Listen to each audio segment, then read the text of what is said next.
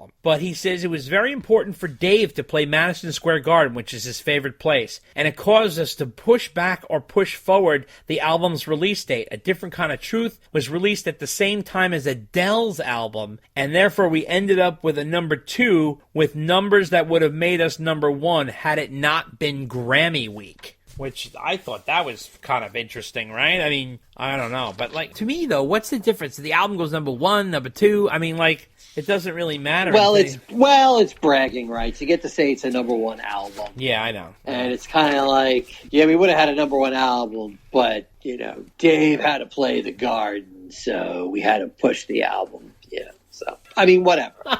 Whatever. When I heard that, I was like, well, that doesn't surprise me at all.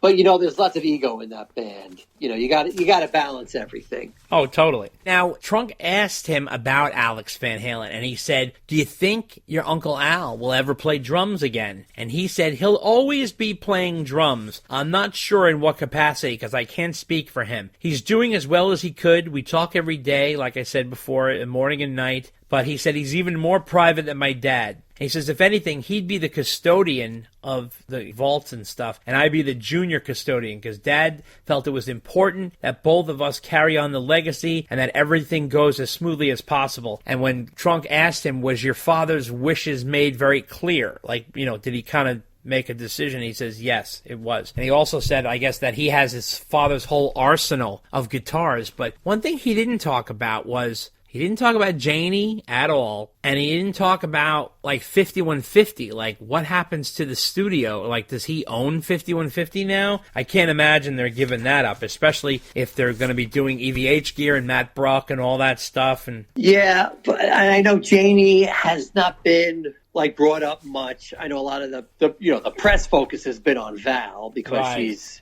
better known. Right.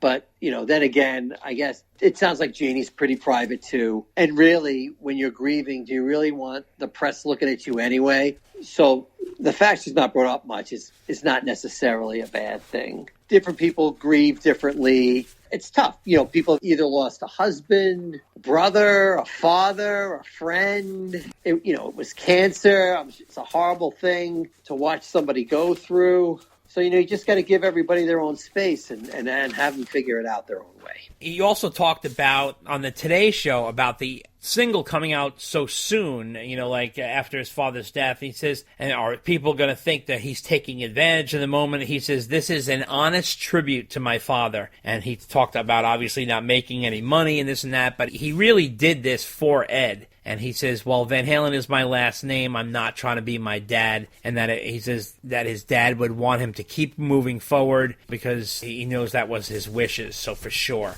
He said that his album will be diverse. It won't be haphazard, he says, but it'll have incredible diversity, something for everyone. And he says that it does feel right. He says the clips for the video came from his mom and his Uncle Patrick. They kind of put it together and they gave it to an editor, and he put it all together for them. He said he walked in with the video and his mom, he didn't even show it to his mom, and she started crying. And when they asked him what his favorite clips were from the video, he said that it was the one where his dad and him were playing with his childhood dog, Sherman the Dalmatian. And also when his dad kind of like put him in his sweatshirt and he had his head and he was like walking on his feet. So it's just kind of cute little moments there. And obviously the voicemail at the end, he addressed that. If anybody has heard that voicemail at the end of Ed, it's unbelievable. You could hear, obviously, Ed is not in great shape. And he's calling and talking to his son, telling him he loves him and he just wants to hear his voice to call him back. And he said, when everything happened, I went through all my voicemails. I had 30 voicemails from him on my phone, and people asked me, was it a special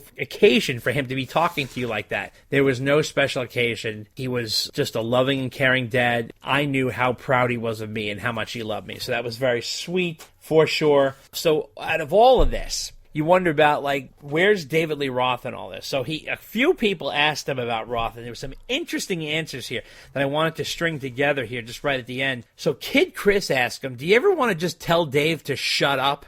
He said, not really. The question that everybody wants answered. Exactly. He says, not really. I just let him talk. It's part of his charm, and he is hilarious. That's what he told Kid Chris. Now, when he spoke to Rolling Stone, when they asked him, how much of an ongoing relationship do you have with David Lee Roth? He says, Not much. We're cordial, but it was very business related. We're always cool, but we really only ever saw each other on stage. That's really telling if you ask me, that's for sure. Well, that doesn't surprise me because I think that was the business relationship with the rest of the band as well. I mean, Dave had a separate dressing room that was on the other side of the building from the Van Halen brothers. I know. So what does that tell you, right? Know. I think that's Irving's doings to keep things going. But that's what I'm saying. Like, right. with that in mind, I guess I'm not really surprised that, Dave wasn't invited over for dinner on Thursday night. Right.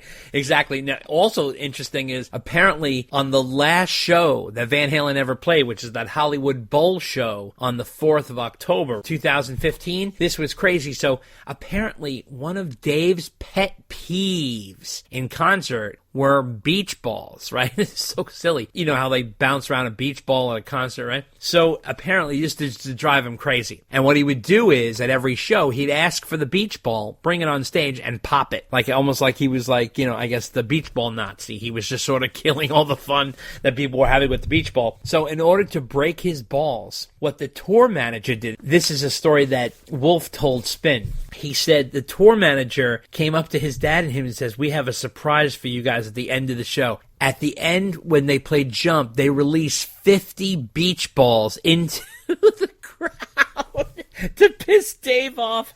And he says Dave was just short-circuiting. He couldn't understand what was happening, and he couldn't handle it, but we all laughed it off. And he says it's exactly what my dad would have wanted. That is funny. Is that hysterical? It is. It's the last show of the tour. What are you going to do? Last show ever. Last show ever. It's just surprising. That's the thing that gets to him, though. Beach balls. Yeah. I mean, it's such a common thing, right? Right.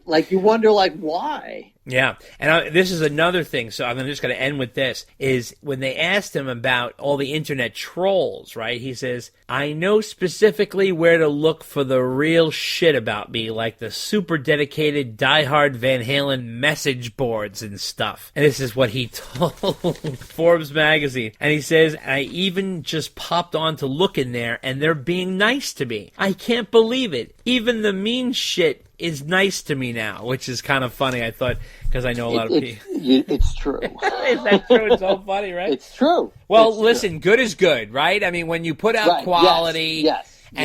Cream of the crop rises to the top, and look, he delivered. He put out an incredible video. He put out an incredible song. The sneak preview to his other track, You're to Blame, is insane. That song is unbelievable. I wonder if that is going to be his lead single. That riff grabs you right away, and it's really slamming. So, and you know what? I got to tell you, I am just really amazed and shocked at how well Distance is doing. It was at the top of the charts. Not because of the quality of the song.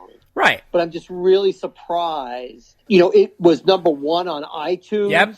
Overall. For a few days in a row. Overall, yeah. On YouTube, it's got more than 2.5 million views. I mean, if you had told me that it was going to do this well, oh my God, I would have laughed and would have bet any amount of money that you'd be wrong. Yep. And I am so happy for Wolf that I was completely wrong in terms of expectations of popularity. Unbelievable. Right? But the guy is knocking it out of the park. I mean, good for him. Wow. I'm surprised at how well it's catching on. Kudos to Wolf for making a really good song, making a really good video. Kudos to his record company and his PR people. Oh my God. For maximizing everything that they've done in terms of exposure and pulling it all together, but not making it like this cheese fest. Oh, let me tell you, this could have gone south very easy. Ground yet, and we're releasing new music for Wolf, but it's not coming across that way. Well, because it's not that way. Wolf released a tribute to his dad. He wanted everyone to know he's giving all the money to charity. The song wasn't even going to be on his first album, and why he's doing it this way. This is Wolf's way of grieving. This is Wolf's tribute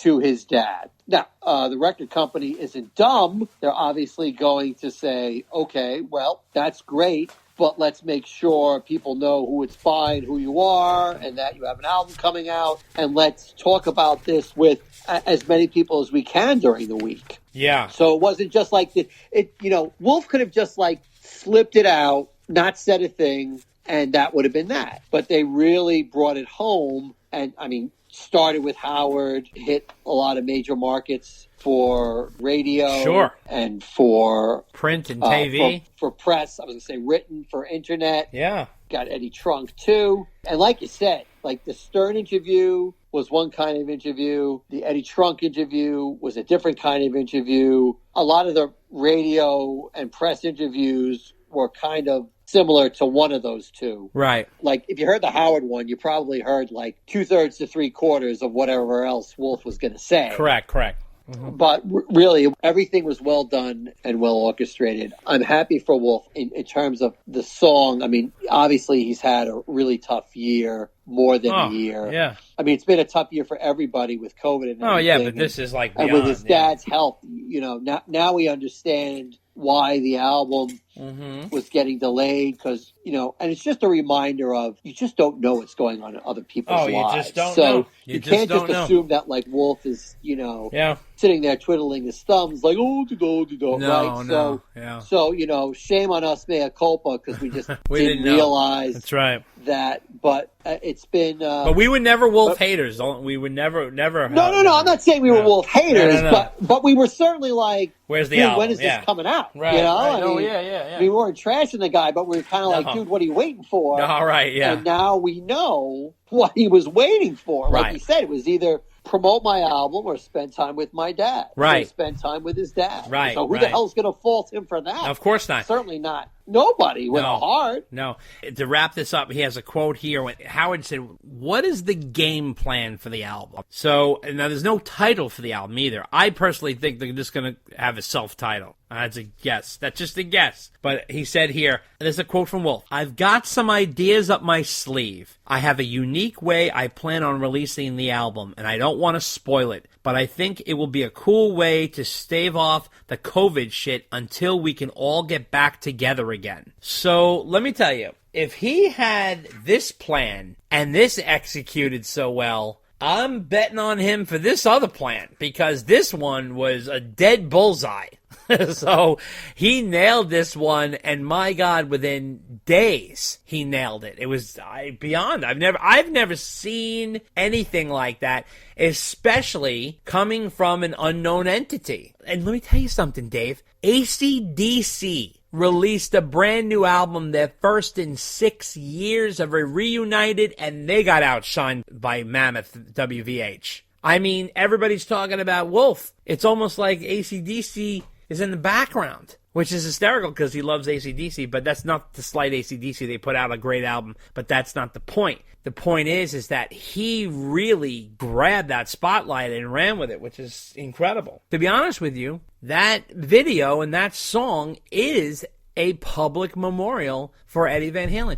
Interesting enough. It totally is. It totally is. And you know what? Yeah. It's better than a funeral, and it's better than a tribute show, and it's better than all of that, because it's Eddie's son tributing his father while also showing a whole other side to his father, which we didn't know about. Not only that, but he gave us all that, and so he's giving us quality music, and he's giving us a peek into his father's personal life, and he's explaining to us what this fucking man went through all of this time. I mean, I didn't know that he got into a motorcycle accident. I didn't know he had diverticulitis. I didn't know he had all these tumors. This is insane. He had back issues. This is on top of the cancer. I mean, And I find it amazing they were actually able to keep all this quiet. Unbelievable. It's marveling, especially in today's world. I mean, you're talking about high-end stuff that gets right on the internet instantaneously. Yeah, I don't know. I think the government should be working with the Van Halen camp, because they're actually doing a better job. I know, right? I think so. Right, yes. Unbelievable. Well, this was incredible. This was a long time coming. Dave and I interrupted our regular flow of what we had planned for this episode, but when we obviously wanted wanted to address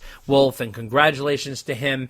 We can't wait for the album. Oh my God, that song You're to Blame is so damn good. It's going to be such an incredible album. We're looking forward to that this coming spring. Maybe he'll do a live virtual stream show or something like that, and we'll get something. Maybe he'll go live from 5150. We mentioned that before, but that could be a possibility. You never know. But we have more to come on this episode, believe it or not. We still